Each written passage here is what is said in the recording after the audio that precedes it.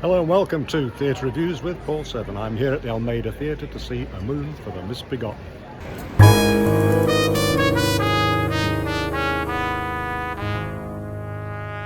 Some reviewers thought Eugene O'Neill's A Moon for the Misbegotten was too long. Aretha Akbar in The Guardian, awarding 2 stars, said it moved at a glacial pace. Alexander Cohen at Broadway World called it cumbersome. Theo Bosanquet, for What's on Stage, spoke of its bagginess. I admit there were moments when I thought the play could hurry up a bit, but I came to realise this is a play where every word and the unspoken words count.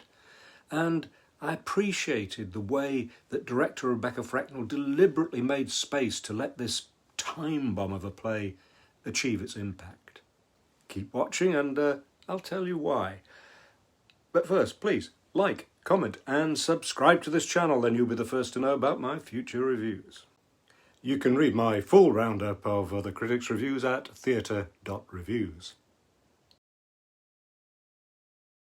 A Moon for the Misbegotten is a kind of sequel, or perhaps an epilogue, to A Long Day's Journey into Night. It features Jamie Tyrone, one of the sons from that play, now known as Jim, and it does refer to his late mother and father quite a bit.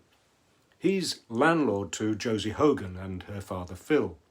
He seems benign, but Phil fears he'll sell their farm, so hatches a plot by which Josie will seduce Jim and he'll be forced to marry her.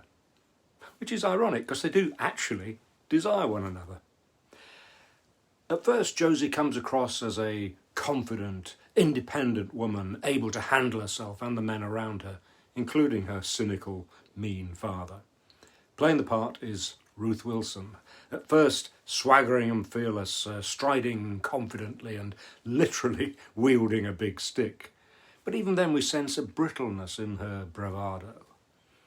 From the beginning we also see that she's selfless, and as the play progresses, this aspect of her character manifests itself in her approach to Jim and Phil. The gradual cracking of this shell as she admits the truth about herself, it could be the acting performance of the year. Michael Shannon's Jim, an alcoholic, is clearly a broken man, but a sad, gentle one who seems to be drowning his sorrows not only in drink, but in casual encounters with women.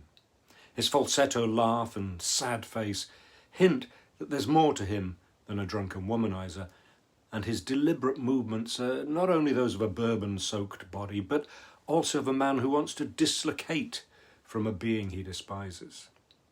As he moves from destructive hate to a kind of temporary redemption, a calm takes over his body. What emerges over the length of the play is a gradual peeling off of the images Josie and Jim project to cover their insecurity, and the discovery of the reasons they feel vulnerable, which are very much tied up with their parents, hence the misbegotten of the title. There are wrong assumptions and misunderstandings, especially over what they actually desire, and many moments in which there are 2 steps forward and 1 step back, before a finale when their true feelings are laid bare. Now, I called it a bomb earlier, but I don't want to imply the end is explosive. It's softer and more moving than that, and there are some critics who've said it needs to have more of a climax. But there are many dramatic moments along the way. Rebecca Frecknall's slow unwinding of the story would not be so mesmerising without actors of the calibre of Ruth Wilson and Michael Shannon, not to mention the inimitable David Threlfall, who totally convinces as a wily old farmer whose twinkling eyes betray his love for his daughter. Tom Scutt's circular set made of battered wood conveys the poverty of the farm business. Jack Knowles' lighting design centres on a spotlight high up at the back of the stage, which moves its beam across the scene and the characters. It powerfully represents a moon which witnesses and encourages their revelations. Okay, so maybe O'Neill could do with an editor, but I wouldn't want to mess in any way with this perfect production. I give A Moon for the Misbegotten 5 stars.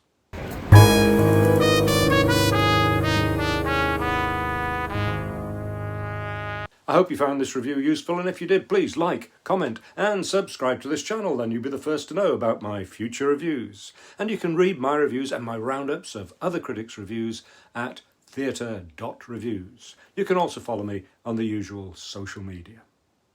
Thank you for watching.